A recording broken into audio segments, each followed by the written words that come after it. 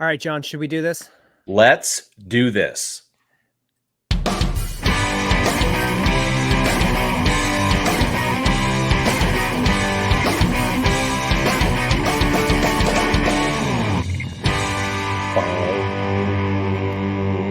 All right, John. All right. Episode 10 is getting going. Okay, let's do this. Yeah. Man, how you been? It's been a while. Well, I got to be honest. I think the way that I'm feeling at the moment can best be described by a clip from South Park. Okay. Which I'll cue up now. Hello, camper. My name is Rick. How are you doing? Well, I'm pissed off, Rick. How are you? That's how I'm feeling right now. All right.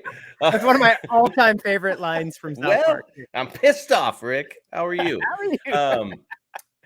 Okay, well, what's going on, bud? Why are you pissed off?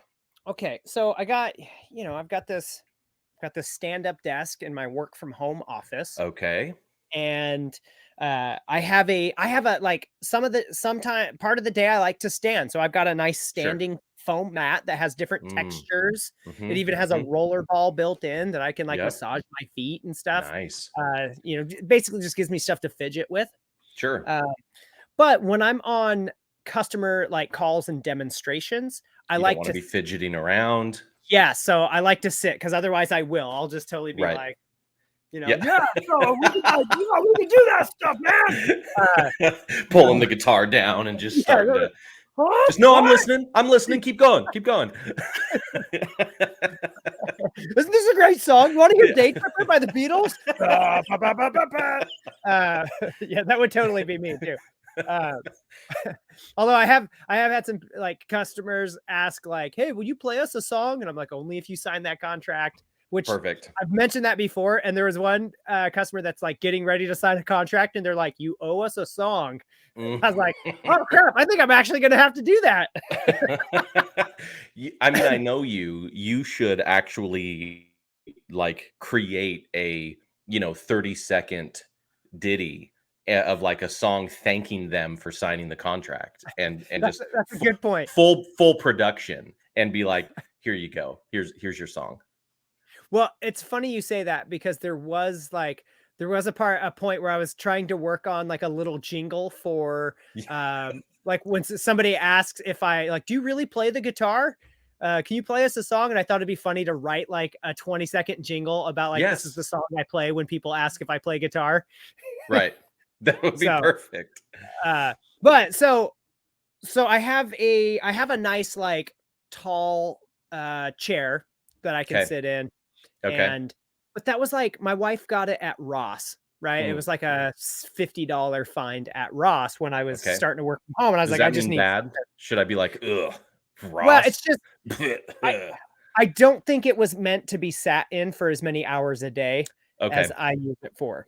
I'm tracking. It was definitely lower end, and I knew that, but I didn't expect it to the weld joint to break. I'm not a large man. No. I mean, I'm 5.5 feet tall with shoes. And in shape.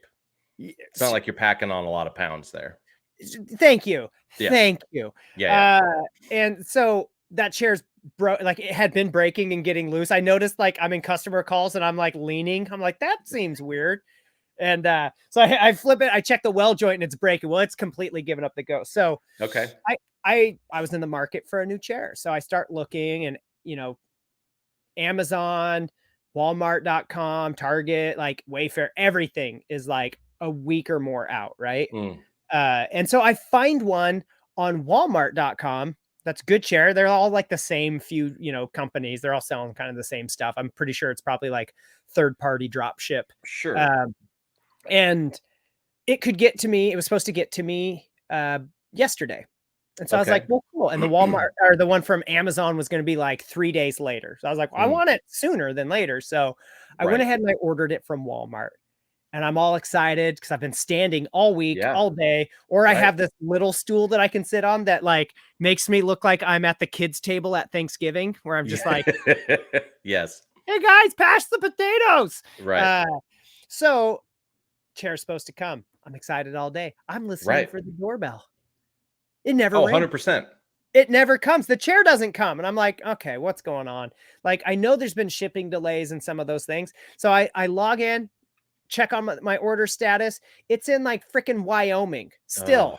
And it's just like, oh, it's been delayed. Now, I understand that there's delays and things, but they never even emailed me. They never even sent me a notice. Right. And I even went through the extra hassle of creating an account so I could get notices instead of just check out as a guest, you know? Okay. Yep. And so they didn't get anything. And now I'm like, well, I should have just got the one from Walmart, because even like they're delayed, they're usually still more accurate on when it's going to get there. Right. So I was just annoyed at the whole thing. So now here I am for the podcast, standing like an idiot, weaving around, standing as idiots are wont to do. I mean, what am I, some sort of barbarian, John? I can't be asked to stand all day.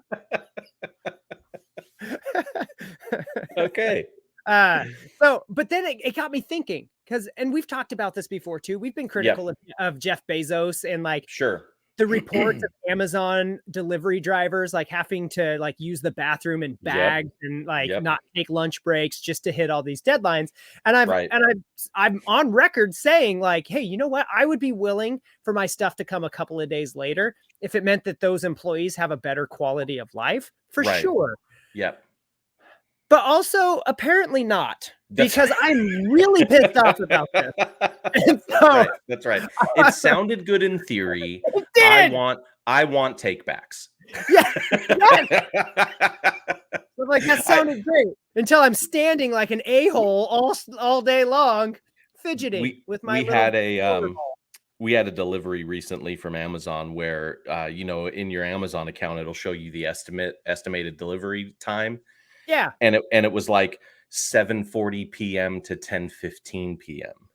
Your order will arrive today sometime between 7:40 to 10:15. And it was like, who is out, delivering coasters at 8 p.m. at night? Yeah. Like, this isn't that serious. What are we doing?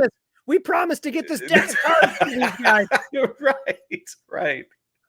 But now I wonder, like, if it hadn't shown up, maybe I would have been pissed off. Yeah.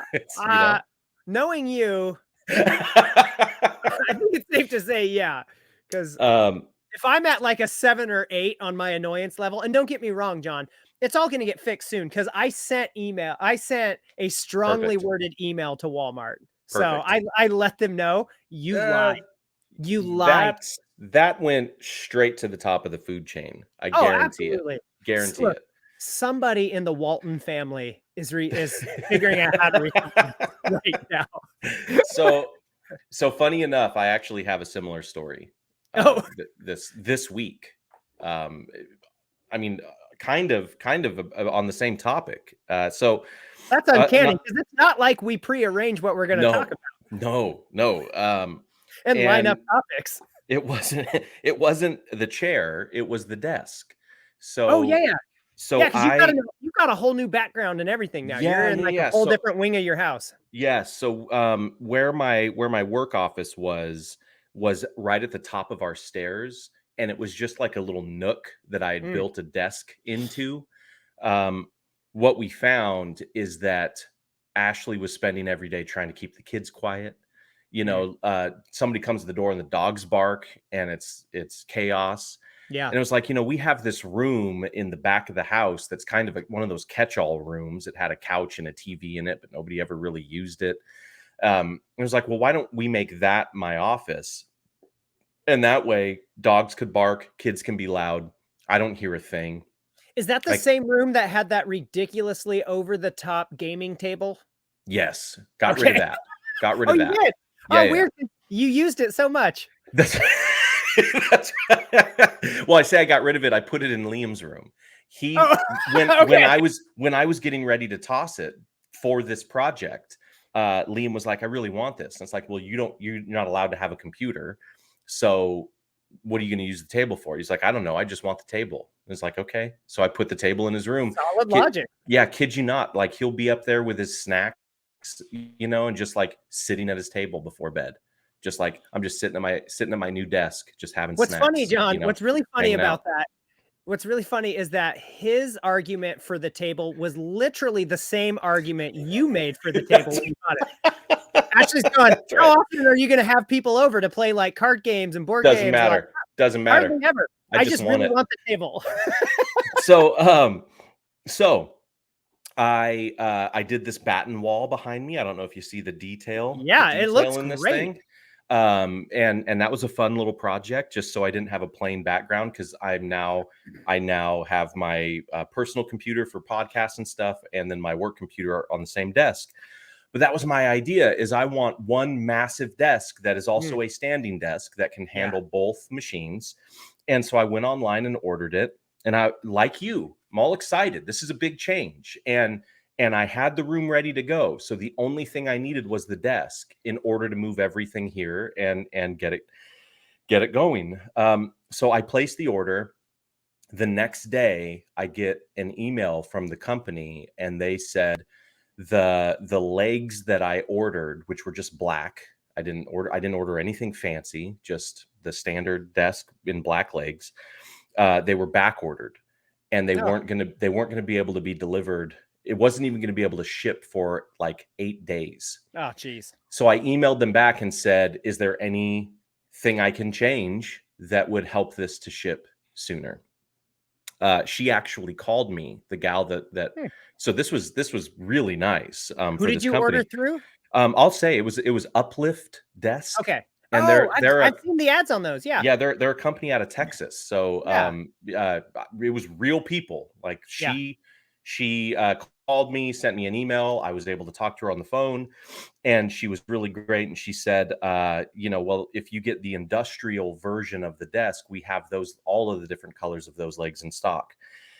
And it was like an $80 add-on. It was like, well, what's the difference? And so, well, the industrial version has this like thick crossbar that goes across the bottom, and it allows for the desk to be sturdier, like hold more weight, things like that, whatever. And it's like, okay, when could it ship if I spent the $80 extra? I'm like, oh, it would ship tomorrow. All right, let's do that. Like, I'm really excited about this. I want the desk. Let's do it. So I pay the $80. And as a matter of fact, we had this conversation at probably 2 p.m. I got a notification that night that it had already shipped. See, that's the difference between ordering direct from the company that makes things versus all the third party like online retailers. Yeah. So I was stoked. It was like, oh gosh, this thing's going to be here soon. And I still had to wait a few days because it's coming from Texas on a truck. But I was super excited. Well, the day comes that it wasn't even that. It was early. I was expecting it Tuesday. That's when FedEx said I was notified or going to receive it. Monday morning, I get up and I'm going up to my office, and I get an email from Uplift, and it says your delivery has been updated. And I'm like, oh crap, what's this mean? And I look at the email, and it says it's bumped up to Monday. You'll be getting it by the end of the day. I was like, there's no way. This never happens. This is awesome. Yeah. So I'm super stoked. Sure enough, I'm getting to work. About halfway through the day, I hear a delivery downstairs. Dogs are going crazy, and it's like, oh, this is perfect. I end up blocking out my afternoon because I want to set all this up, get everything going, get my computer and everything all set up so that I can start Tuesday in my new office. I'm downstairs putting the desk together and, dealing with all the equipment that I had unplugged, and it's all just kind of scattered around. It's a big mess. I basically get done with the desk, and in the book, it says, the last thing I have to do is the crossbar, the big crossbar for the industrial whatever. And I'm looking around. I don't see it anywhere. I mean, I see a giant box that says legs and crossbar, and it's packed with foam. And there's no this is a massive crossbar. I'm not crazy. And they delivered it in like 6 boxes. Kid you not. There's like 6 different boxes. And so I'm looking at everything. It's all trash. It's like, well, I don't see this. I think we're missing it. I look in the book, and it says where the crossbar is that I need. It actually has it in the instructions with a little box around it. And it says, packaged in a separate box. And so I was like, great. They missed the crossbar box. So I go to Uplift on their website, and I hit the chat function. and it connects me with a person. We'll call her Ashley. All right. Okay. Connects me with Ashley. It's my wife's name. And it's just how can I help you?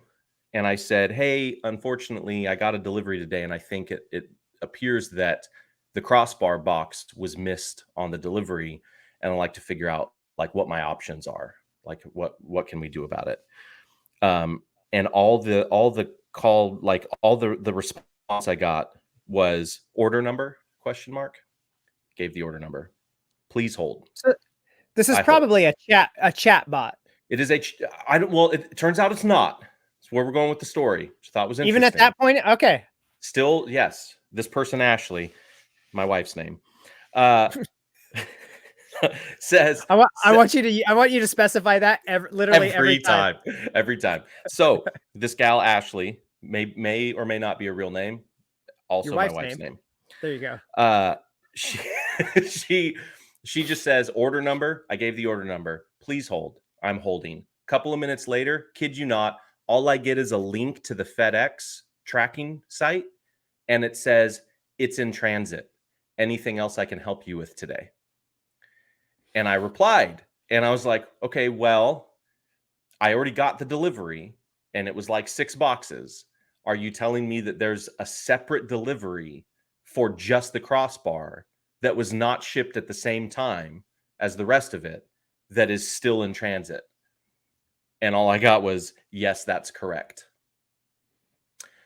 And so I was like, okay, I guess there's nothing else you can help me with, and it was like, and then the last part was obviously the canned call center stuff where she hit a button and it was like, thank you so much for contacting Uplift. Please, whatever, give us a call. Blah, blah, blah, blah. And I was like, this is not the same person. Like I talked to somebody who had no soul. Yeah. And was dead inside. It asked if I wanted to leave a review. And I said, yes, I absolutely do. And That's funny. scathing review. I wrote like, it is rare that somebody can answer my questions and still leave me more frustrated at the end of the conversation than if they had not at all. And it was like, your staff members are not robots. So they should try and have a little bit of personality and empathy. And then it was like, what could we do to do better? I kid you not, man. I probably spent 10 minutes on this thing. I went down a list of like, okay, start with acknowledging the problem and having a little bit of empathy. Like, I hear that your crossbar didn't show up with the rest of your delivery. Is that correct? I'm so sorry. That sounds like it really sucks. Whatever you want. I mean, I didn't say it like that, but whatever. It's like, don't worry. We'll look into this. Hey, unfortunately, and it was like, then do some research and come back with an answer. Like, unfortunately, it looks like that part was missed on the delivery, but it still shows in transit. Did you actually give them like script suggestions? Yes. I love in quotes. I love how you were like, you're rewriting their customer service like manual playbook for them. Yes. It's like, just acknowledge that you understand my problem, have a little bit of empathy that I'm dealing with something that's frustrated as it relates to your product, whether it's your fault or not. Yeah. Do some research and come back with some information. Yeah. And if she had done those simple things and then come back and said, hey, look, unfortunately, it looks like it's still in transit. We can't do anything until that gets updated. Is there anything else I can help you with? Hey, no, I get it. That sucks, but no big deal. It is what it is. So I leave all of that. Kid you not. The very next day, I get an update from FedEx. Now my crossbar box surprisingly says delivery's been updated to unknown. Oh, perfect. Unknown and delayed.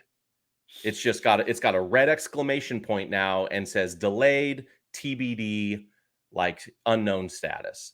And of course, you lost it. It was with everything else that you were bringing out.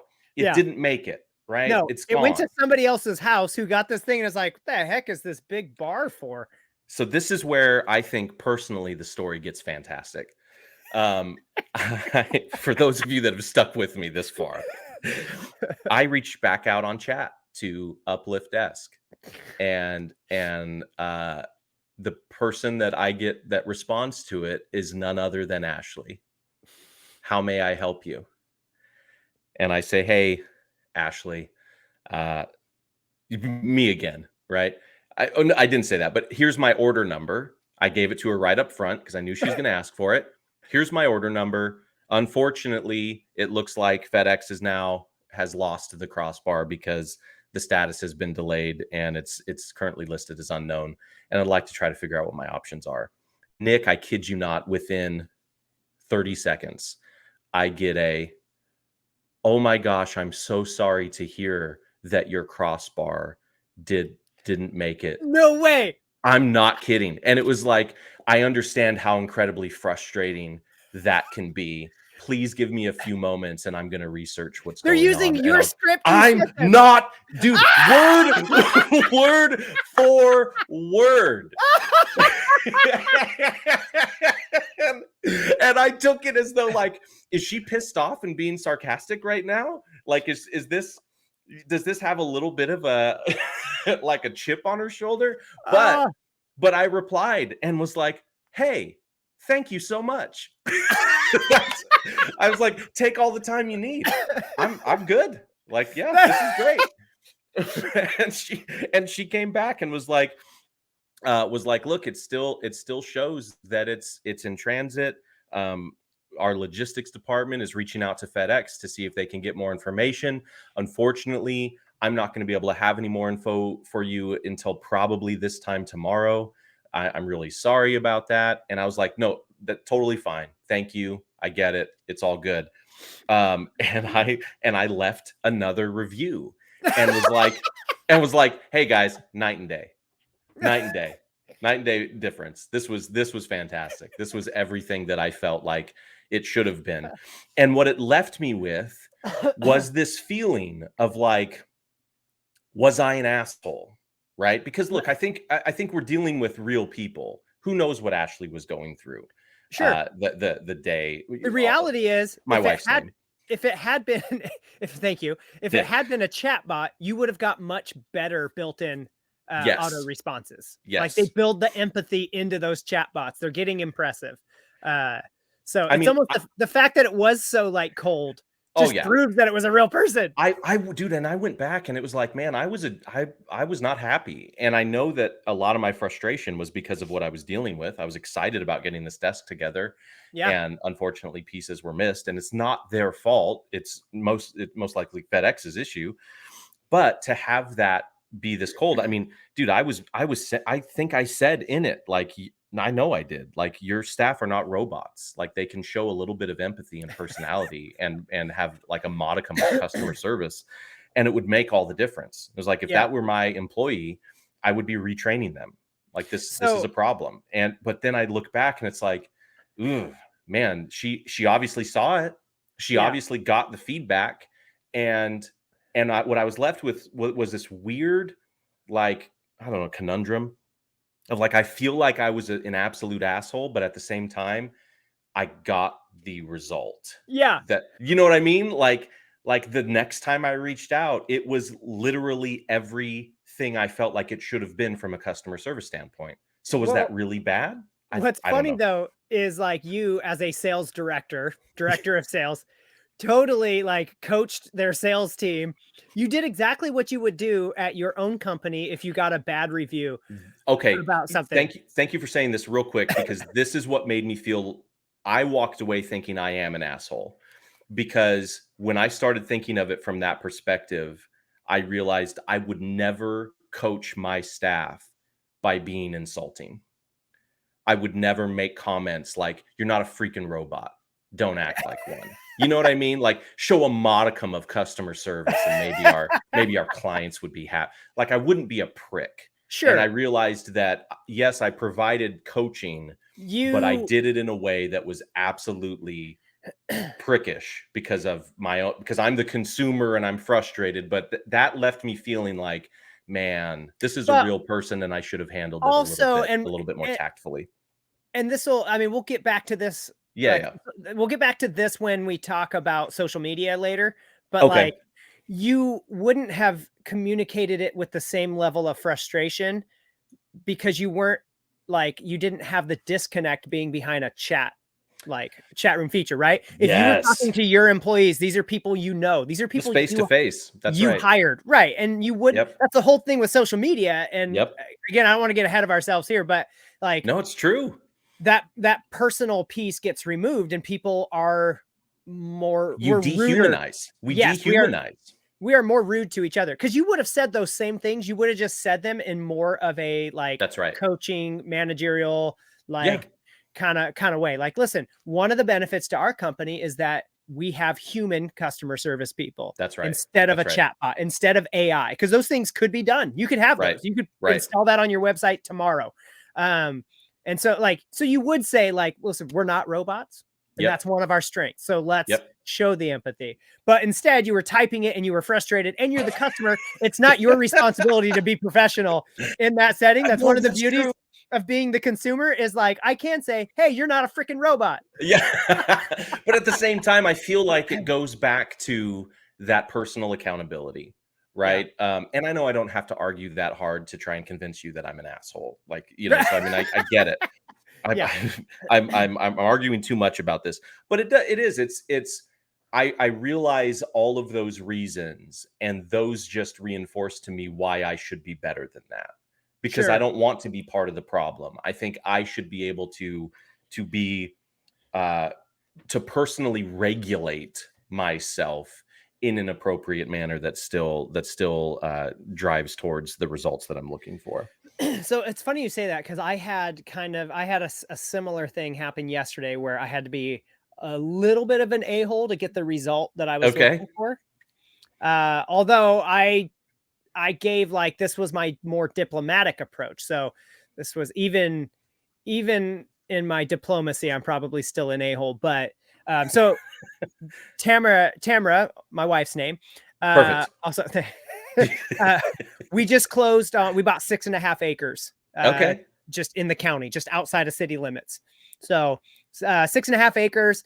We plan to build there someday. At the very least, it'll be a better investment than just letting money sit in the bank somewhere, or yeah. We figured we're probably not going to build for like, I don't know, most likely 5 years, but all the price of land 5 years ago, it's all doubled since then. And so I was like, well, we've got it now. Let's buy the property now. You were talking as well, not to rabbit trail too much, but we talked before, and you were mentioning a place where it'd be fun to be able to go like camp with the family. Are you able to do that on this property?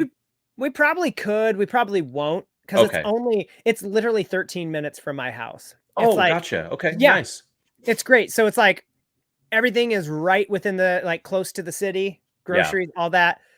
So 13 minutes. I'm probably just gonna like let's go hang out there all day and like sure. And then go home and do all that, and then go sleep in my nice bed. Yeah, exactly. And so that being said, so we finally closed on it.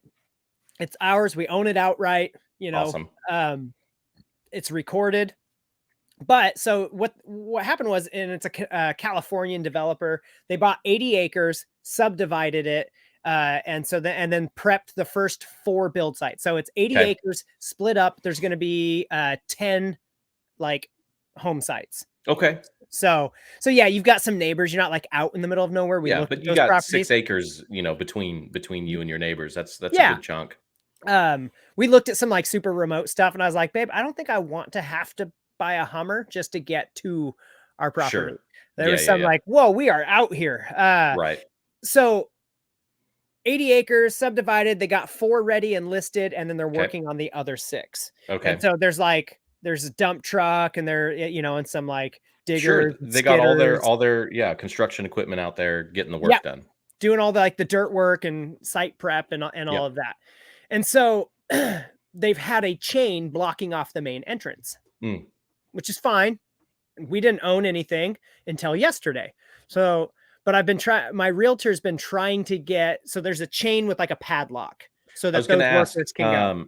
Have you, and maybe I'm jumping the gun, have you checked the padlock? Have you been out there to just like give a tug on it? Or Yeah. Okay. Yeah.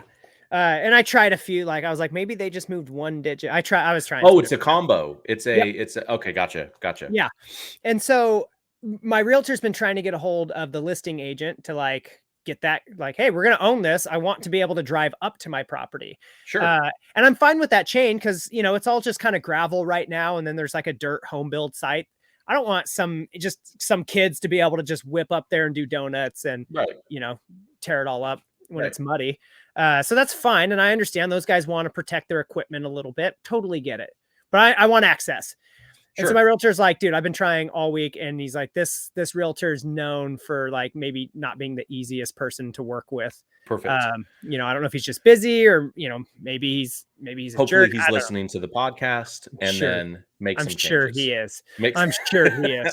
This is you're not, look, buddy, you're not your a robot. heads up, bud. Yeah. You're not a robot. Right. So he's like, dude, I have not been able to get, and I said, well, I can get through.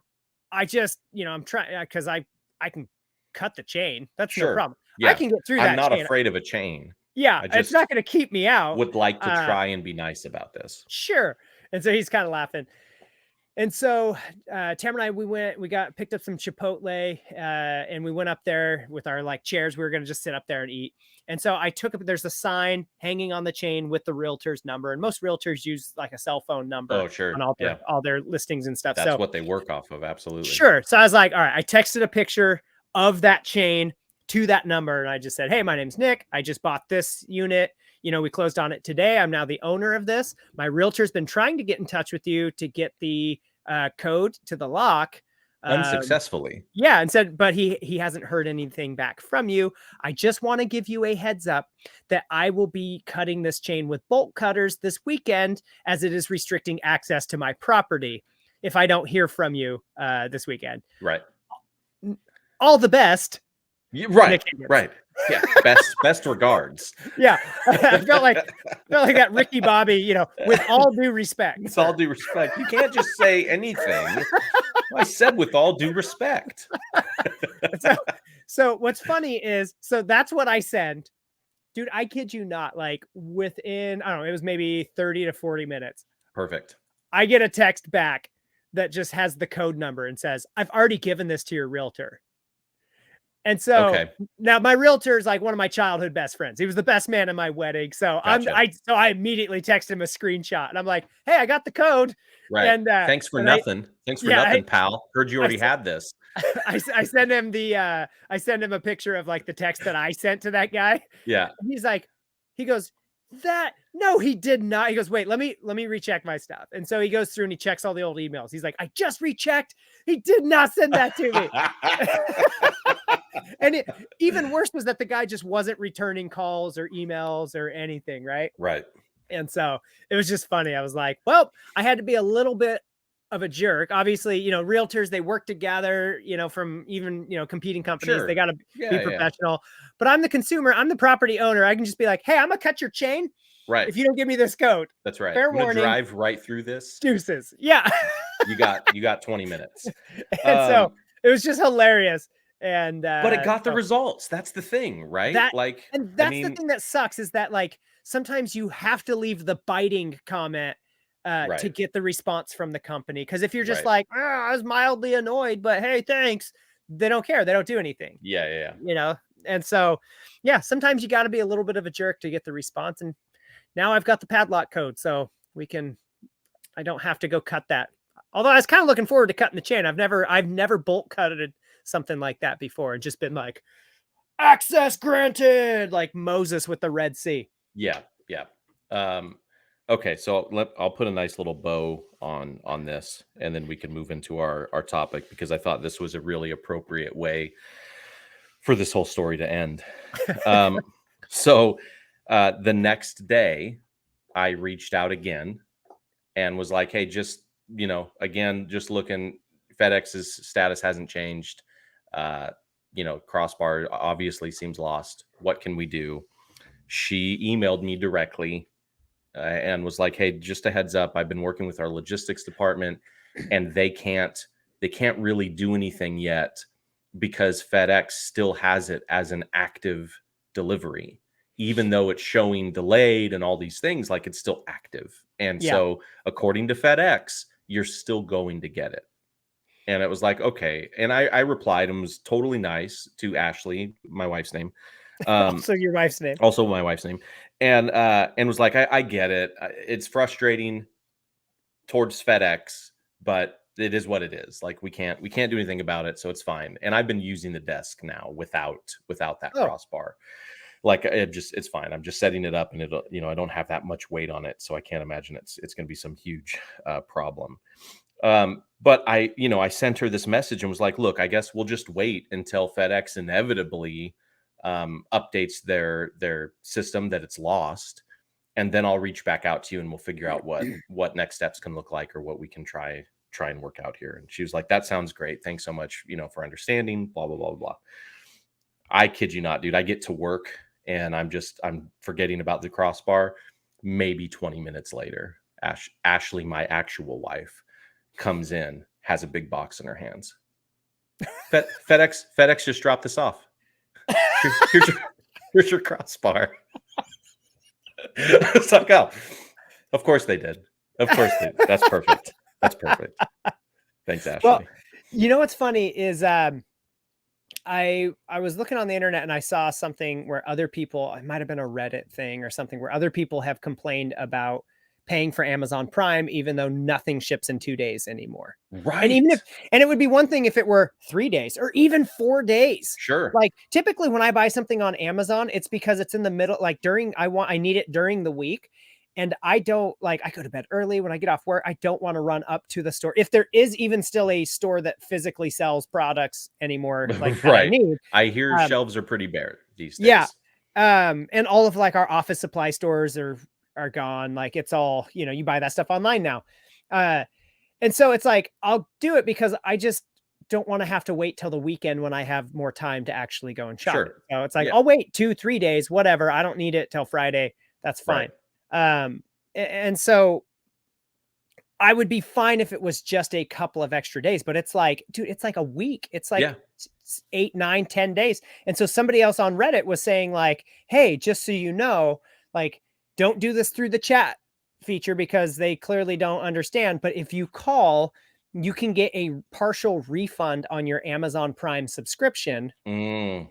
For the inconvenience of nothing is coming.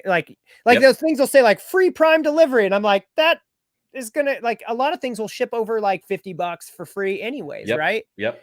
And the desk that I bought was because you're buying this desk, we're going to do free shipping. Sure. And got it here in a few days. So if anybody else pays for Amazon Prime and you have been, inconvenienced or whatever, so I haven't done it yet, but I am going to be calling and trying to get, I think they said it was $20 back. And I'm like, I'll take it. Yeah, you'll be successful. I have a buddy that used to do that all the time. Okay. and would religiously watch when he ordered something and when it shipped, because the trick here from Amazon is not that you're going to receive it in a day. That's not a lot of times back when everything was working well, you would. But that's not technically the commitment they're making. The commitment they make is that it will ship within the day. And that's where some of their stuff is. That's where they're getting it now. Yes, he would watch. I mean, this was years ago when we worked together, but he would watch every time he ordered from Amazon. He would look at when he ordered it and when it actually shipped. And any time something shipped at 2 days or later, he was immediately on the phone with them and they were always crediting back his account. He's like, I pay you every year for the commitment that you're going to ship within 1 day, and you didn't do that. So, and conversations got to be where they're 5 minutes, and I'd hear him in the mornings at work and he's calling them and was like, okay, boom. They just credited back, X dollars towards my Prime membership. This is his hobby. It's like his side business. It's like couponing for you're a couponer. Yeah. So random side note, that made me think of something else guys do that anyways here. So I'm organizing my garage this last weekend, and part of what I was struggling with was all of my really long extension cords. that like I might use for Christmas lights and things like that, right? I mean, these long, whatever 40 footers. And so I look online and I'm finding ways you can like wrap them up and kind of fold them over each other in a way that's efficient so they don't get tangled. And I see all these videos that have really, really creative ways of like plugging them into each other, and then you like fold it over and you do this kind of knot and you're going down in loops, and then you can hang it up in one chain. But when you need to use it, you just pull on it and the whole thing comes out, it lays flat, it's not tangled. And so I'm in the garage doing that. And Ashley, my wife's name, she comes out. Also your customer service rep's name. Also my customer service rep's name. Ashley comes out into the garage and she sees me like, hand over hand, kind of knotting up this long extension cord. And she goes, I didn't know you know how to crochet. And I was like, what? And she said, you're crocheting. You're literally crocheting a cord right now. And I was like, seriously? She's like, yeah, when I make scarves, that's exactly what I'm doing. I just use a needle and that's the same. I was like, no way. So I had to go back to all of the YouTube videos that I saw and was like, hey, just so all you guys know, like you guys could crochet a scarf with the best of them. Like we are now master crocheters. And I don't think you realize that. So anyway, sorry that the couponer comment made me think of that. Things we do and we don't realize that we're actually doing something else. That's funny. Just literally the same pattern. That's right. That's true. Like, because Tamara's crocheted a little bit. When we first got married, she used to crochet things just kind of for fun. And because that was before iPhones. And so sure. Because if you got it, you could just pull it like before they tie that off. It just would. Dude, I had more than one cord and I'm over here like fumbling, trying to figure it out. And I think I got it, but it's a little uneven. And when she came out and said that, I gave her a cord and was like, show me. Kid you not. I mean, it took zero thought from her. She plugged it in and like did the loop. Hers were like perfectly uniform and like tight, and I was like, oh gosh, like that's beautiful. Yeah. It was the same thing. And when she was done, I was able to pull on it. It just came undone. So now Ashley wraps up the extension cords in the garage for me. So basically you're saying she just found herself one more task that she can do around the house. Hey babe, I'm all done doing the yard work. Can you take care of the extension cords? The cord thing that you do. Does anybody else do that? Do you do that where it's like, I could do laundry. I've gone a good stint of my life having cleaned my own clothes, but like today, if I have to do it, I'm going to make a production of like, God, I don't know. Like, you don't just throw everything in and, why do you got colors in with whites? And I don't know. I probably messed it up. You know what? You should probably just take care of it. So if you want it done right. Does anybody else do that? Or am I just that big of a prick? So, all right. Early in our marriage, I may have hammed up the vacuuming a little bit as I started realizing that like she didn't like the patterns I was doing. Okay. So it was one of those like, oh, okay, I can stay bad at this long enough that that's right. That's right. Yeah. Now we mostly have mostly hard surfaces and just some rugs. So it's like, all right, well, yeah, I'll get out and I'll vacuum that stuff. Right. But there was a period of time where it's like, you don't vacuum right. You also don't load the dishwasher right. And that one was just because I never grew up with the dishwasher. We didn't have one. I'm just like, I was the dishwasher when I was a kid. Plates just go flat like on those little prongs, right? So that it's just like, no. Like I don't know. Oh God. But true story, John. I have never had a period of my life where I have been responsible to do my own laundry. Okay. So I have done. What about college? Well, okay. So I have done my own laundry a handful of times. I mean, I certainly have, and sometimes, and I can. Yeah. But so in high school, mom always did the laundry. Okay. I kid you not. My mom even laid out outfits for me like until my senior year of high school. This is fantastic. Yeah. Yeah. And so, and I would just pick your own outfits out today? Yeah. Okay. Yeah, I do. Okay. Yeah. Genuine question. I didn't know if that wasn't like a dig or anything. No. Like, yeah. No. Okay. Yeah. No. But when I went to college, so I was looking at a couple of different colleges. So one was in Portland, and then one was in like Missouri or something. And my dad told me, well, if you go to school in Missouri, I'm not going to have you like take your car over there because my Okay. car was, it was pretty old, and he's just like, I don't even know if it'll make it to Missouri. Like, there's snow and you've never driven in like weather. Like, I don't want you driving there. Like, we would just fly you over. And so you're also not going to be able to take your guitar amp, which is the one behind me. Yeah. The 1977 Fender Super Reverb. Thank you for asking. Yes. And 6L6 GC tubes. Perfect. Yeah. For the power tubes. Right. And then a bunch of function tubes, no biggie. But so he's like, you're also not going to take your guitar amp because I'm not shipping that thing over there too. So I was like, okay, well, that was all the reason I needed to go to the one in Portland. Perfect. And so I could drive and have my guitar and my amp. Yeah. And so with that, it was only 50 miles. So I would come home, like I would have enough laundry to last me a week or two. Yeah. Yeah. And then I'm gonna come home on the weekends. Yep. Eat and then some Hot Pockets. Eat and some real cup of noodles. Well, that was what I was eating in the dorm. I came home to eat real food. There you go. Okay. So then mommy would cook for me, and she would do my laundry for me. And so it was perfect. I had enough socks, and I built up like a 10-day supply of socks and underwear. And so I could go like 2 weeks. So a couple times a month, I'd come home, maybe once in a while you got to dig from the dirty bin or turn them inside out. But like that was rare. Come on. Forward, backward, inside out, forward, backward. Yeah, You've got 4 days on here. that. 4 days on that piece.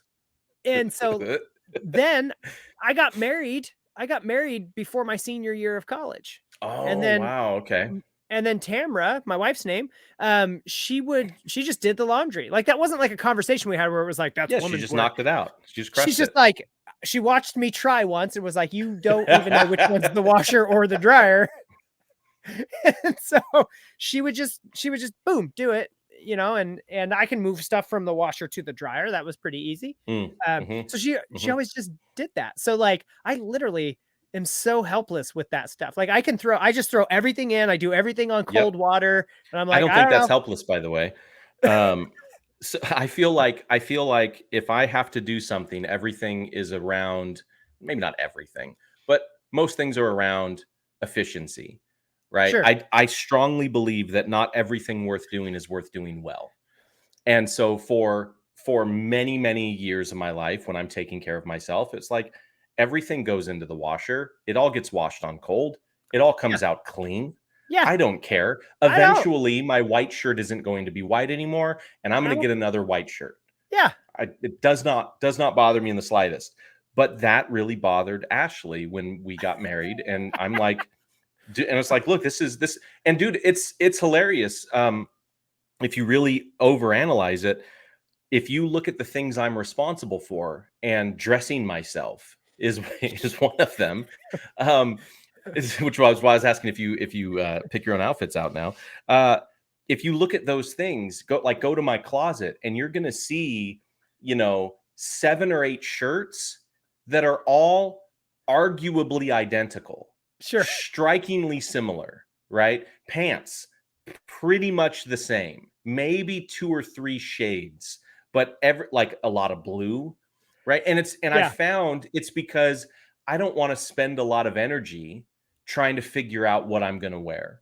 I want to be able to get to the closet, grab this, and I'm off to the races. And I found it's funny. It's things like that. It's like, no, I don't want to spend time dealing with it. But hey, if that bothered Ashley, it was like, no, that's cool. Like, knock the laundry out if you want to. I don't mind. But then it translates, and I find it, and it makes me wonder. I don't think I really wonder. I think I know. I do things poorly sometimes because I don't want to deal with it. Yeah, if we're being honest. Yeah. And so that translates to things like grocery shopping. Because I have this mentality of I want to get in, I want to get out. I want to go row to row to row to row of the things that I know I need, get it in, leave. I'm not there to look around. That makes it that if I go grocery shopping with somebody else, I'm usually not a fun person to be with. Oh, see, I'm the opposite. Tamara, like sometimes I go with her, but when I do, I make it take a lot longer because I like the strategy of finding the best deal. And it's like, right, you're getting right. cheese slices, but if we look over, these ones here are 50 Yeah. cents less because that one's a 12 count and this one's only an 8 count. And Right. like, You I saved was $8, but it took you an extra hour. And yes, I love the strategy of that. And like back when, you know, now they calculate the cost per like ounce or per serving, yeah, you know, on the price tags. Mhm. Back before they used to do that, John, I used to always like, I'd bust out the calculator app and be like, Yep. boop, boop, boop, boop, boop, boop. Nope, we're getting this one. That's Like, right. but I don't want pepper jack. Don't care. It's cheaper. Yeah, so I do like the strategy of that with the grocery shopping, but I too am like, I'm that way with a lot of things. Like, it's just efficient. Let's go. Now, Tamara, where she differs is that she'd rather get like the healthier option of it. So it's like, let's get the organic cheese, and she'll find a good deal with the organic cheese. But so anytime, like if she's been sick or she's gone, she's been backpacking, I'm like, I'll go do the grocery shopping. I do knock it out pretty quickly, but I get like the cheapest cheese. And I'm just like, you're showing back up home with the craft like slices, you know, the peeling the plastic off. It's not quite that even bad. cheese. It's not quite that bad, but you're not far off. Like I'll be like, babe, I'm $60 under our grocery budget. And she'll be like, you bought the unhealthiest stuff, the unhealthiest version of everything. Oh man. Yeah. That's good. Yeah. That's good. Yeah. So it's like, well, rather than buy potatoes, I got them pre-mashed. I saved us so much work. And it's bags of potatoes, and they're these flat bags you just add water to and like mix up. Look how much storage we're saving. Look at how much per bag costs. This is great. They're pre-seasoned. I am so terrible at that. Yeah. It's so bad. It really is so bad. So it's funny that you say that, because grocery shopping is the one thing that I'm like, I'm pretty good at this, and I can go super healthy, but like, you know, I'm feeding 2 teenagers. They're just wood chippers, like just shoving logs into a wood chipper. It's like, oh my God, it never has enough. So Liam's going to be 7 soon, and we're starting to see an uptake in like how much he's consuming throughout the day. And it's really scaring me of what even just another 7 years is going to produce. You know, dude, he starts hitting teens and because we used to get like, we'd get annoyed because our kids would get home from school, have a little snack, and then like we'd literally be starting the process, you know, at like 4, somewhere between 4 and 5, like we're gonna start making dinner. And my son would come out and like start getting food, and we're like, dude, I'm literally making dinner. He's like, oh, I'll still be hungry, and I like we'd get annoyed, but then he would eat the whole dinner. He would still be hungry.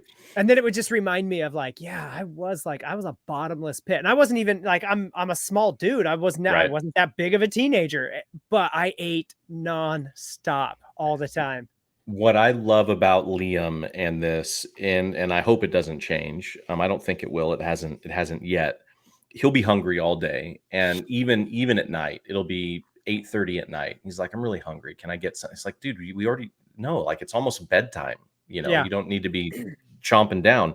But what I love about him is when he's hungry, he doesn't want crap. He's like, you know, can I have cucumbers and blueberries? And you know, it's like, oh, I mean, okay. You know, you can eat as much of that stuff as you want. But it's weird. It's like he craves fruits and vegetables and doesn't want to eat crap. So I hope. Well, that's good. I mean, that means you guys have done a good job, like positioning those options to them as a positive thing. Right. And so like the other night we do like during every school night, we do like a family devotion. And so like, we'll read the Bible together and then pray together, for about 15 minutes. And my son's sitting there and he's got to have a snack like every time. This is like 7:45 snack every time. But the other night, like he's there and he's eating an apple. And I was just like, and it just dawned. I had one of those little moments where I was like, that's all Tamara. Cause like, dude, as a kid, I never snacked on like fruit or apples or anything. It was like bag of chips. Cause my mom kept the house stocked with so much like good junk food. It's I was hungry, so I heated up a brick of cheese. I need my cheese. Oh man. We watched that with the kids not long ago, and they're like, oh, that's awesome. They didn't find it nearly as funny as me. And I'm like, it's because you don't understand Tom Green. That's right. That's right. That's it. I got to take you back and show you the Tom Green show for you to truly appreciate Tom Green in this movie. And they still probably wouldn't get it. No, they Oh, wouldn't. all right. Yeah. Hey, what do we got today? An hour in. We're going to talk a little bit about social media, John. Okay. So I know you're not like a big social media user. But I would say X. How do you want to recovering social media use? I used to be. Yeah. I'm on there quite a bit. Probably more than I should be. I don't post a lot, but I do like it. It's where I get most of my news from, sadly. I did that for a long time as well. I get that. Yeah. Especially more like my local news. Obviously, I'm not just like, not like those obscure political news like publications that somebody will post like the most obscure like news media outlet article because it just happens to like back up their personal beliefs. Yes. And it turns out a lot of those headline here is really interesting, but I've never heard of this outlet. Yeah. It's Freedom XYXYZ So it actually turns out a lot of those are like Russian it's Russian propaganda sites that they use just to divide. I'm like, man, brilliant. Fair play, Russia. So Facebook, Instagram, and WhatsApp, the three companies that are all owned by, I think, I don't know if Facebook's the parent company on all those or, whatever, but they're all Mark Zuckerberg's companies. Perfect. Went down for like a few hours, just went down in the middle of the day. Okay. And people were freaking out. A lot of people were freaking out.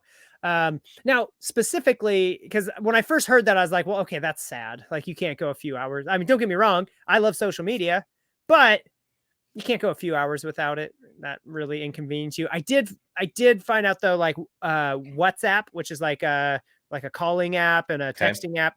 Mm-hmm. It's a lot bigger internationally where, like some of the countries where they're super close to each other. So you could have families spread out in other countries, friends and family. And so a lot of like people in other countries will use WhatsApp because it's basically free, like free long distance. Yeah. And so like that went down. All right. Well, that could be inconvenient, especially if you're using WhatsApp for your business phones and lines and stuff. I get that.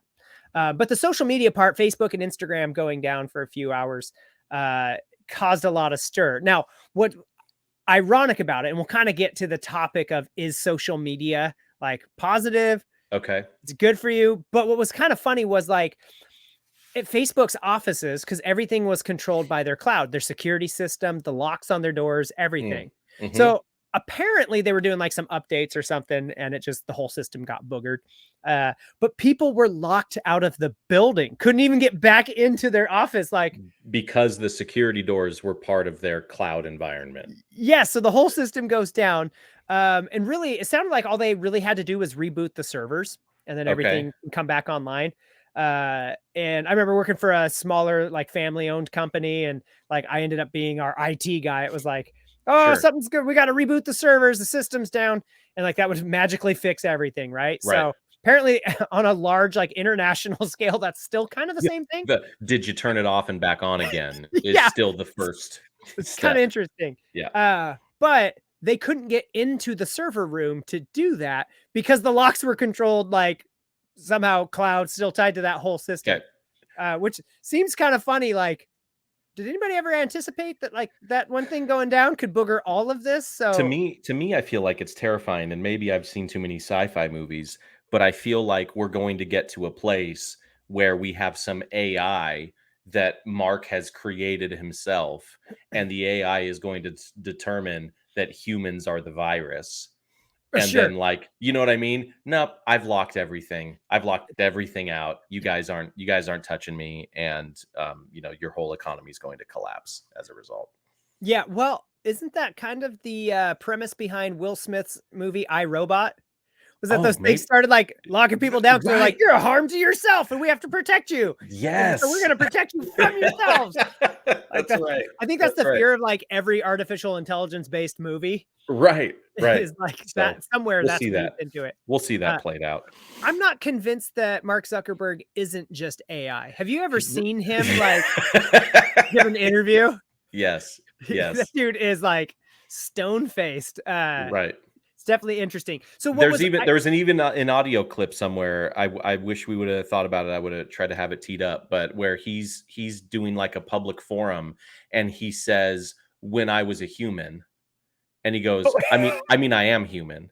And like it elicits like a chuckle from everybody. He goes, "When I was a human, I mean, I am human." And like everybody's like laughing. And it's like, no, dude, you're a robot. We get it. Well, all right. I got to share this. That just brings this up. Let me pull this over here. Okay. Here's a good one. Let's go. Share screen. And they're always from like when he's testifying to Congress about something. Oh, 100%. He's like awkwardly drinking water. Yeah. Maintain your human form. Yes. Like, that is so good. I love it. Oh, Maintain human perfect. form. That's perfect. So, okay. So what was interesting about the timing of that going down is that, oh gosh, there's the water meme. Okay. I got to stop looking at that. That's distracting. I got to close it because I'll just keep looking at those and giggling. We've lost Nick, everybody. He's gone down the meme just trail. staring at my laptop screen. What? How'd we do 2 hours of the podcast? Well, you stared and looked at the screen for 60 minutes of that. Oh, so what was interesting about the timing of Facebook going down was that it came the day after 60 Minutes did a release, like a big interview segment with the whistleblower. I believe it's Frances Haugen. Okay. What was the whistleblower saying? I think that's the one. So she was basically saying she worked for Facebook and that Facebook was aware that they were driving animosity and divide between people and that they were doing it on purpose to get more on-app time engagement, ultimately so that they could make more money on ad revenue.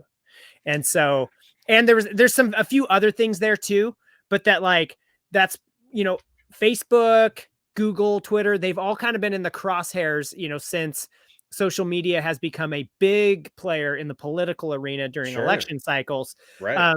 They've all had to testify before Congress at some point about different things where they have to give answers and give an account for, how they protect data, how they, what they're doing to monitor misinformation and all of that. Sure. Yeah. So it's quote unquote, they've kind of been in hot water.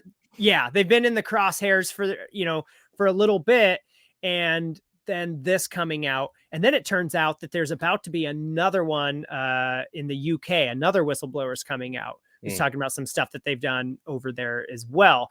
And so specifically, there was a few points that came out in this whistleblower thing about how not only was Facebook, they changed their algorithm to intentionally put things in your Facebook feed that would infuriate you, that would make you more upset, and more likely to get clicks, shares, likes, comments to drive that ad revenue. Because one of the biggest things is that TikTok has kind of taken over as far as on app time, uninterrupted time spent in the app. Oh yeah.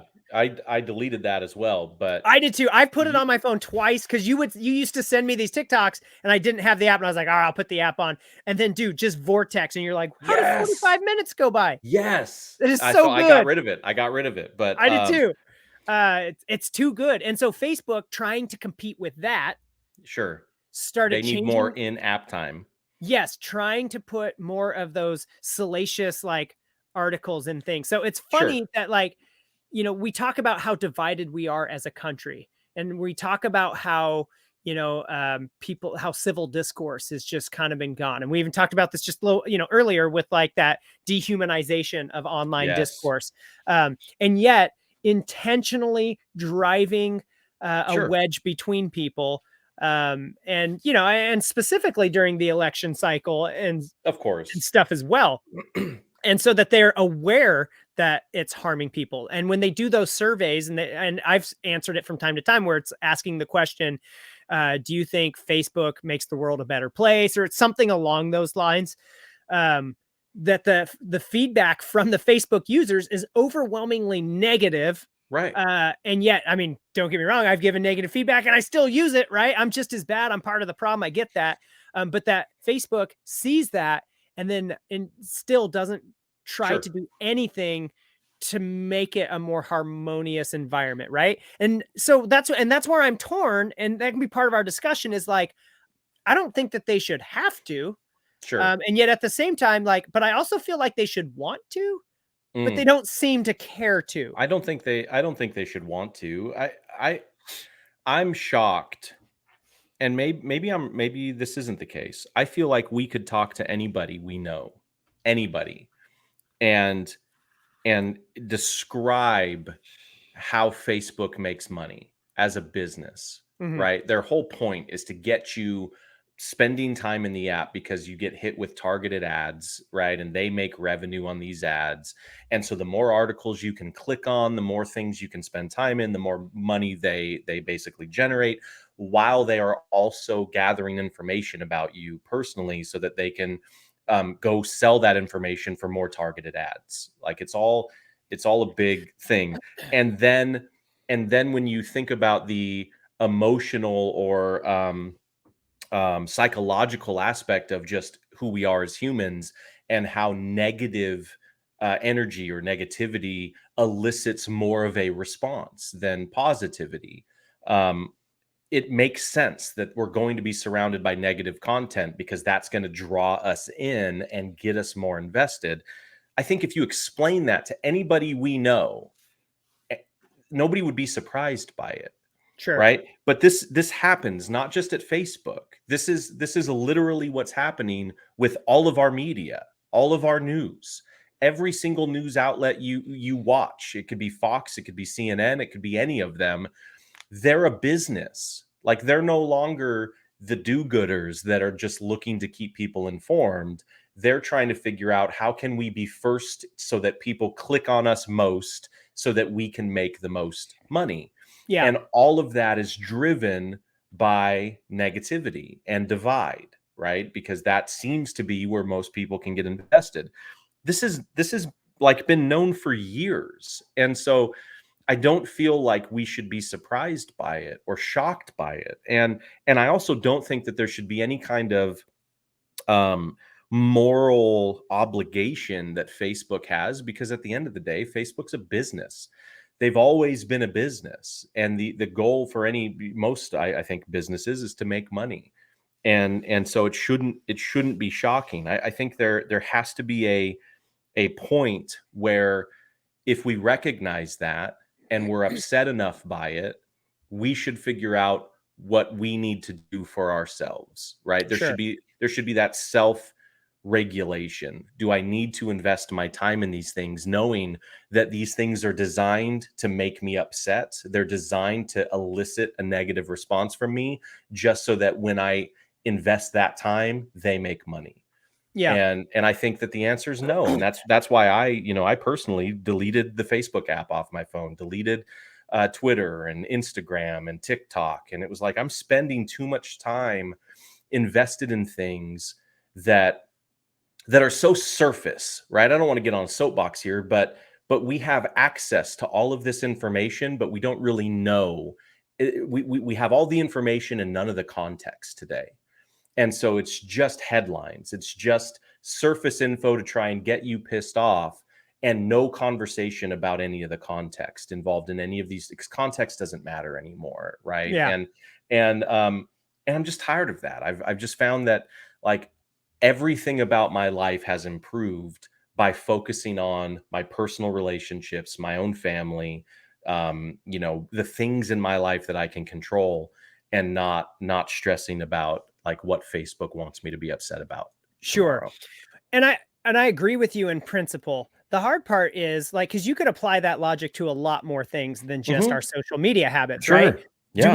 Do we need to have speed limits posted? Well, no, I should just be responsible enough to know that when I should slow down and when I shouldn't. And there's more cars on the road, so we should probably all go a little slower. But the reality is people are inherently horrible or stupid or both. And so we have to regulate. Like there's laws for things that are like, do we really need a law for that? The answer is yes, apparently, because people are too stupid you know, to help themselves, the seatbelt laws and all of those. And, you know, and don't get me wrong, that's become a lot of the conversation around mask mandates and vaccine mandates and all that. And like, I don't want to get in, I don't want to go down that road again. I feel like we've talked about that stuff enough in the past. But like when it comes to social media and the internet, you know, there's been a lot of push to keep net neutrality, meaning that like keeping the internet as a free market space where it's not like monitored or controlled by like a government entity, unless you're in China, you know, or some of those other countries. But what's interesting is when you start thinking, so like one of the things that came out in that whistleblower segment was that Facebook has always said that we have the same controls and rules and filters apply to every user, no matter who you are. Well, come to find out that's not true, that there is a separate setting for well-known. There's no way Facebook would have lied to us, Nick. No way. Maintain human form. And so it turns out there is a second setting or tier that largely, and I believe in that they created it just because, like, you know, if a famous political figure or, you know, or celebrity posts something and it gets flagged or something, that could create issues for them because, you know, they carry a lot of weight. And if they start talking negatively, all right, that's just a big headache and a PR nightmare, right? Right. I understand that in principle, but what it also has done is it's really when you start talking about the political ramifications that like a sitting senator, let's say somebody like Ted Cruz, whether you like him or not, I think he looks like Eddie Munster from, you know, from the Munsters. He looks a lot. Yeah, dude's face looks interesting. There's been some of those memes that I'm like, all right, like, well, you know, whether you like his policies or not, that's funny. Okay, whether you like that guy or not, let's say a guy like that's been a public figure for a long time. He has a much larger social media presence. So if somebody wants to challenge him for, you know, for that political office, you're essentially coming in as a newcomer and you're going to be subject to a different level of screening and monitoring and censorship on Facebook than somebody, you know, who's more elite. And somebody might say, well, no, because they seem to screen, you know, conservative things more than, and that's 100% factual. So let's say AOC, if somebody was going to run against her, like she has a large social media presence. She's young. She's very good with social media. And like, not being able to have the same level playing field, like that creates issues, right? And so, you know, the FCC regulates television. They regulate the radio. They regulate some of these things, but the internet is still unregulated. And that's where a lot of this conversation starts. And that's what makes these whistleblower stories so interesting, is because of, since so much discourse and a lot of people get their information rightly or wrongly from social media, shared news posts, from Russian, you know, misinformation campaigns, you know, it does start asking the question, like, should this stuff be regulated? Should this stuff, and so that, you know, that's the interesting thing about it, is like, we could lose some controls, and then it's all, you know, it gets into those, well, who's controlling it? And it's a great thing to say, yeah, this stuff should be controlled as long as the people who you agree with are in charge of it. That's right. Because if Donald Trump was talking about doing that, like, firestorm, firestorm, right? Yeah, that'd be crazy. But if Biden says we need to do that because of a lot of this, you know, because of January 6th, and, you know, and all that kind of stuff, then people are like, well, yeah, because we, you know, we don't like the things that have been said, so we're for that. But if the tables flip at any point down the road, you know, then people would, it would be a firestorm. So I don't know. It's interesting. It's definitely interesting.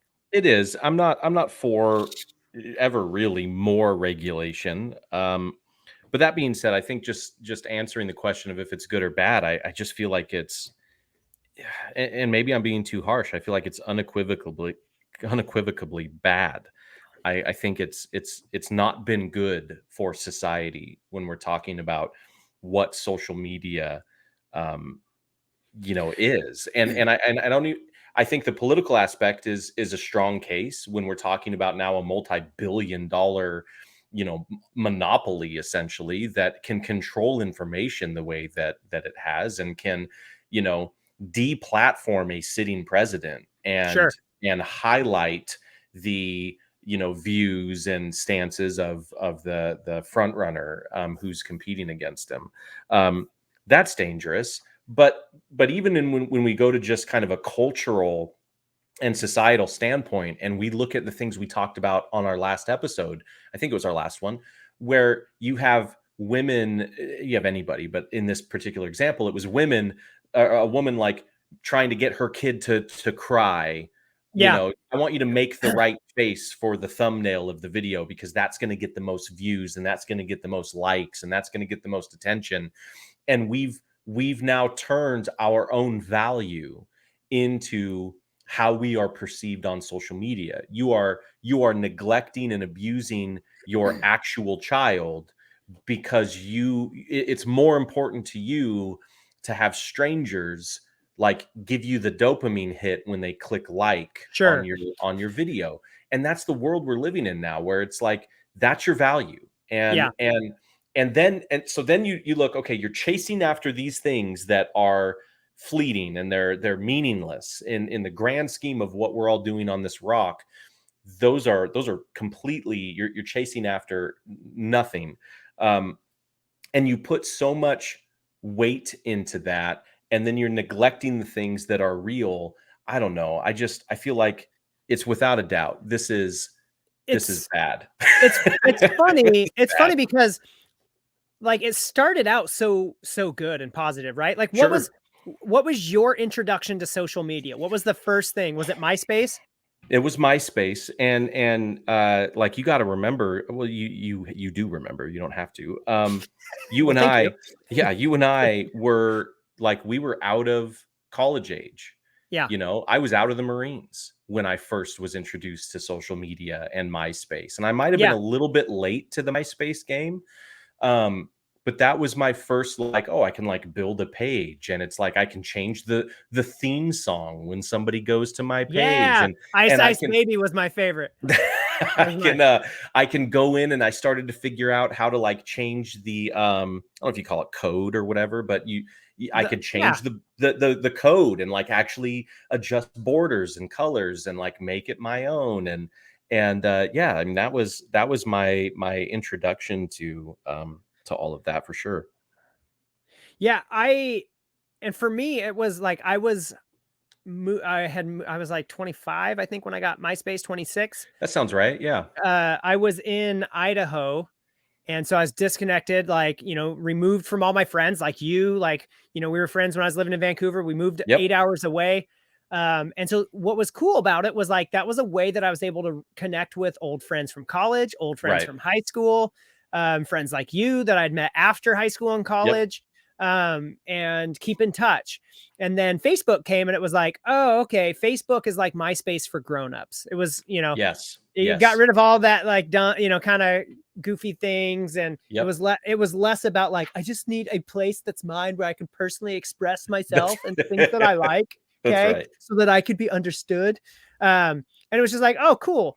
And so I got a Facebook because at the time I had 2 little kids, and my grandma and my parents and like, family members are always like, keep sending us pictures. Yes. It's like, we weren't living by them. Create Facebook. I post it there. I didn't have to email pictures out anymore. I just put them right up there, and then you can go see them whenever you want. And so that's why my grandmother started a Facebook page. My dad's mom at the time was so she could go see the grandkid pictures. Yes. And it was positive. It was so cool. It was like a way to keep in touch, like finally a way to keep in touch. And there was things like classmates.com and some of those old, like early iterations, but Facebook just worked better, and it was constantly changing and updating things. And then, I don't know when it happened. Like for me, it was always like, I could post pictures of my kids, and then it gave me an outlet to like say funny crap. Like, all right, I can say something funny and get a laugh, and that's always fun. And then, it started to turn, and that dehumanization. And now that so much people's interaction is over the internet with each other, people just say horrible things, like, mean comments on YouTube videos, like just everything. Like you post anything, there's going to be a bunch of trolls and haters. And it's definitely taken a turn for the worse, and something that started out, it was great. It was unifying. It connected people. And now it just seems to drive people away so much more. There's still those good attributes to it, but I mean, junk food is good, right? drugs are good. Yeah. Quote. That's the only quote now. John says drugs are good. No, there's a reason. There's a reason why people are attracted to certain things, because they have a good benefit. But underneath, or underlying all of the good experience, you're being killed. Yeah. You're destroying yourself, and that's the point. It's like those things still exist, but I don't think that they make up for the bad that I think we're starting to identify, right? And you're right, dehumanizing is a big part of it, and we're just now starting to see some of the impacts, because you and I were introduced to social media after college. Yeah, it was like After the Marines. 2009 was when I got Facebook. Yeah. And so we had an entire life of I guess growing up without that influence. Yeah. Right. We have children now that are adults, and they've known nothing but the social media world and interfacing with strangers on the internet, and that whole dehumanizing attitude. I mean, it's the kill yourself like generation, right? You could say that to somebody. I watched a fascinating it was one, I don't think it was like a what would you do? It was something similar. That show where it's like, what would you do? And they throw some random event and see how strangers react. Mm-hmm.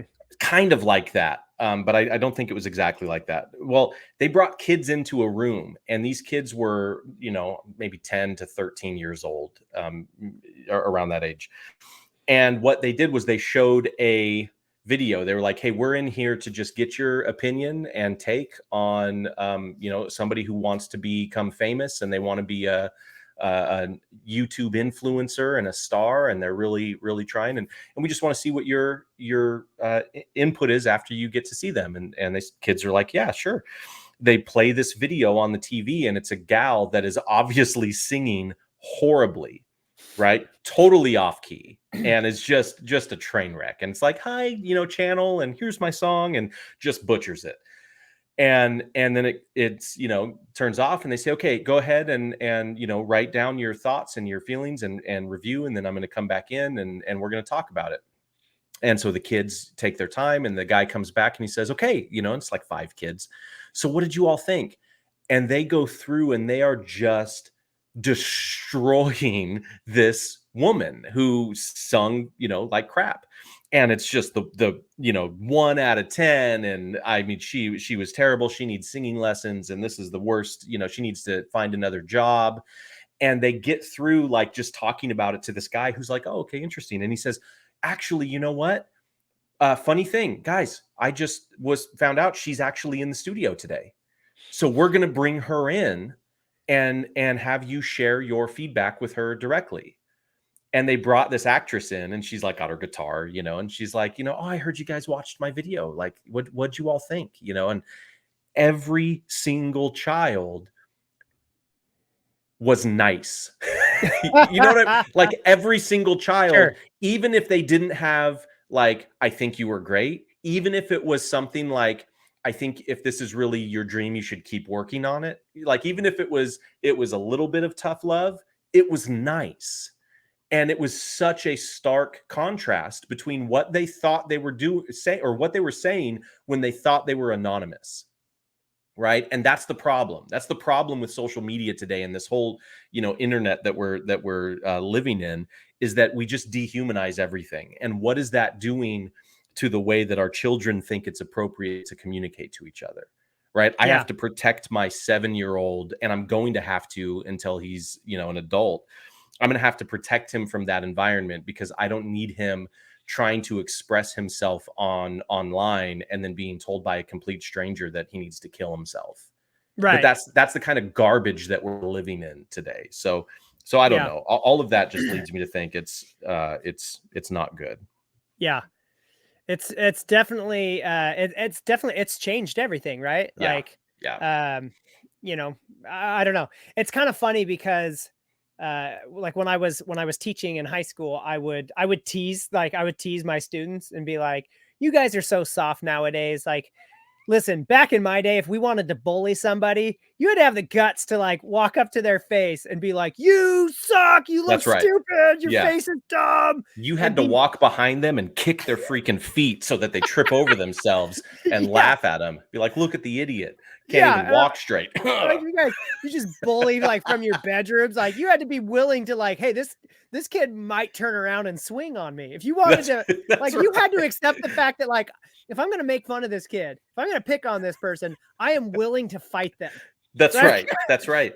That's right. Because, you know, hey, at least 30-40% of the time, somebody, at least you were going to get shoved, right? Like, I was a small kid. I had to be ready. Like, okay, I'm only going to pick on the kids that I think I can take or outrun. I think Bill Burr had a segment similar to that where he was talking about the difference between men and women and why like men in real life face-to-face scenarios aren't always assholes, or at least they have to weigh it because there's always the threat of violence. Yeah, like, he says women aren't they're not Yeah. under the fear of getting like hit. You know, Right. obviously there's domestic like violence. and Sure. stuff, but, Yeah. But you'll see like you see those videos of like women at sporting events getting like right in a guy's face and like calling him all these things and he's like, smacking him, and the guy's just like, you know, dudes, like when you see those same sporting events and it's a guy, there's wham. That's right. That's right. So that's just, it cracked me up. He says, what did he say? There's been some times he's driving home after getting punched in the mouth and he's like, yeah, you know what? I deserved that. I had that coming. Yeah. I was being an asshole there. And you learn from it. It hits the reset button, right? You're just like, yep, definitely had that coming. Okay. Not to rabbit trail too much. That happened to my dad a number of years ago, and it just cracked me up. He called me and he was all upset, and he had just been assaulted and like called the cops. And, you know, it's like, well, what happened? And he was like, I'm driving down the road and some guys, you know, riding my tail. And so like he brake checks him and they start doing the whole road rage deal. And he was like, I pull up to a light to turn and he pulls up behind me and it's some young kid. And he hops out of his car and walks up and he just reaches and grabs me and just starts punching me and then gets in his car and drives off. And it's like, shouldn't have been an asshole. Like, I don't know what to tell you.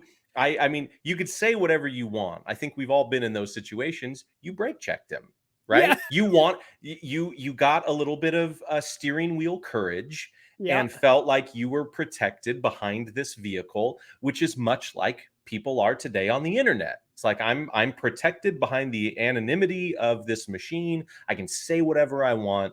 And if we all were actually held accountable to the things that we said, I think the tone of the internet would be a lot different. So that reminds me of a time when I was probably like a junior. I was probably a junior in high school. So like 16, 17. I don't know if I turned 17 yet. It's coming back from my friend's house. We're driving and we were on like a 2-lane little like highway road. Yep.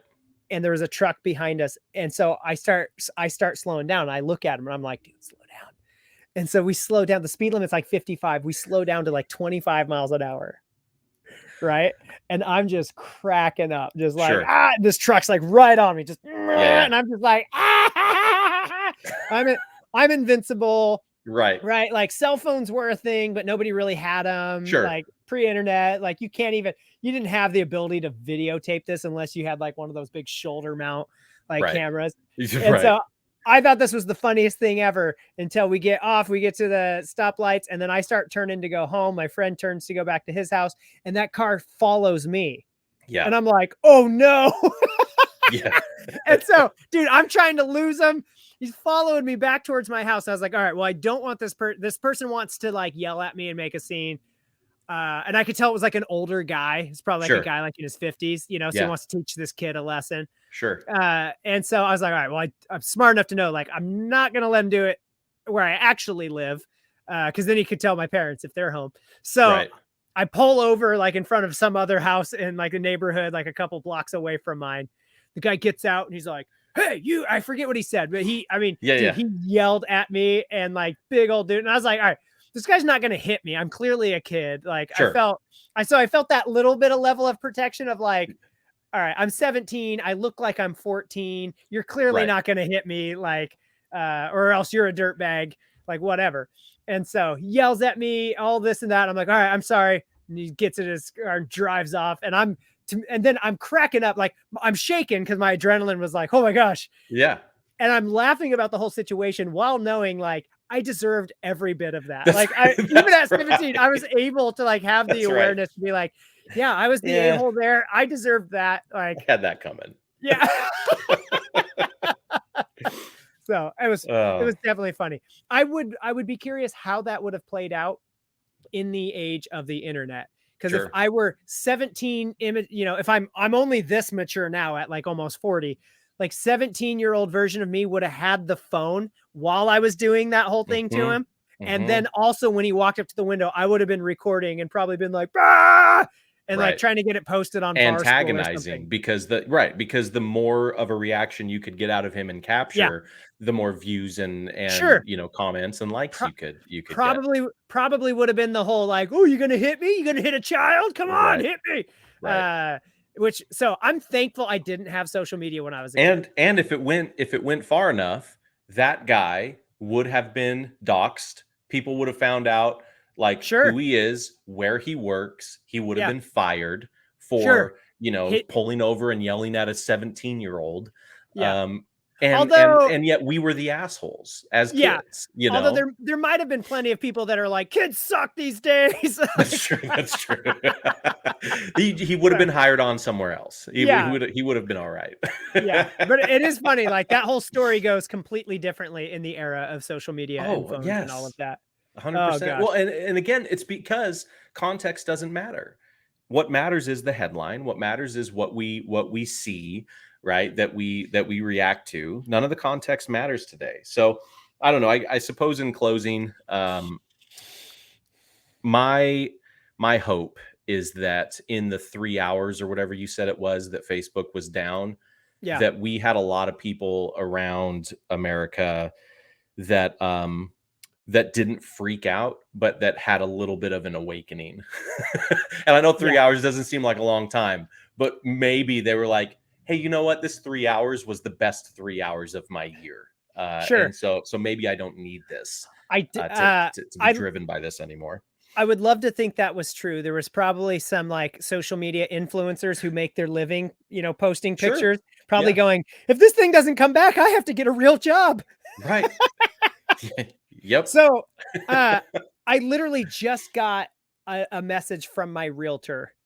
So if I can put a final like button on this. Let's do it. Yes. Going back to the chain, the code, he sends me a screenshot from that other realtor. He says, he just replied to my email. Now I really want to say something snarky. It says, and the email was just finally responding to one of the several that my realtor sent him. Yeah. And it just said, buyer contacted me, contacted me. He has the code. No punctuation, nothing. Just buyer contacted me. He has the code. I don't like this guy. He should reply. Okay. Here's another thing. I won't go into the whole story because it would take a lot of time, but I was seeing a doctor and I had what I felt like was a bad experience and was frustrated. I've since seen a new doctor. Things are going well.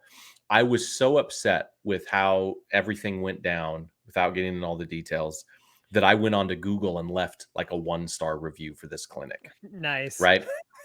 Yeah, really showed him. You did that. You did the Yelp. That's right. I had a bad hamburger. The next day, I deleted it. Like the next morning, I went on and I deleted it because I had to like ask myself, do you really want to sit around in that? Right? Do you want to hang out? Do you want to keep spending time in the negativity? Is that something that's even is remotely beneficial? And that's what I feel like in this case. Like I want to say something back to this guy because he sounds like a complete prick. But why? Right. You got the code, you got the property. Like, it's the only thing you're doing there is still playing in the mud. And so when he texted me and said, he just said, here's the code. I already sent it to your realtor. I literally responded with, awesome, thanks. Right. Okay, great. Have a good day. Rather than be like, Blessings.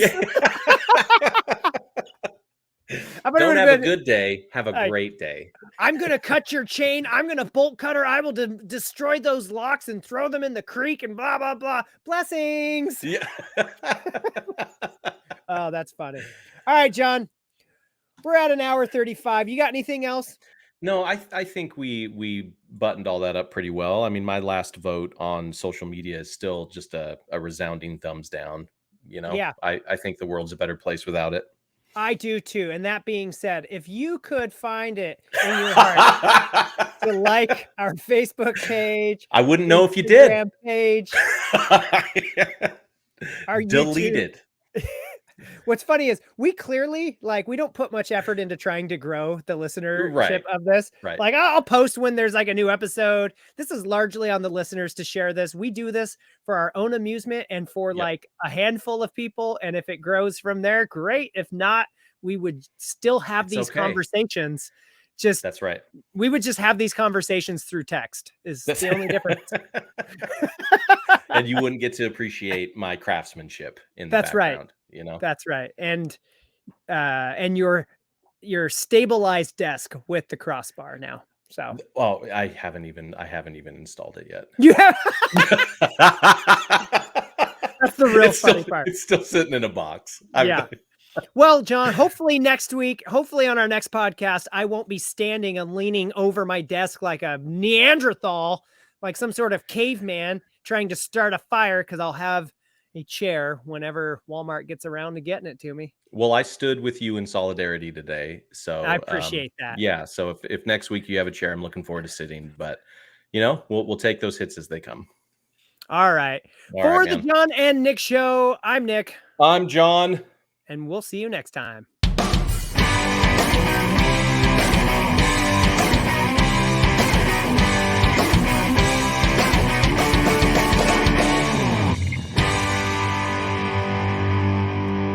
Hello, camper. My name is Rick. How are you doing? Well, I'm pissed off, Rick. How are you?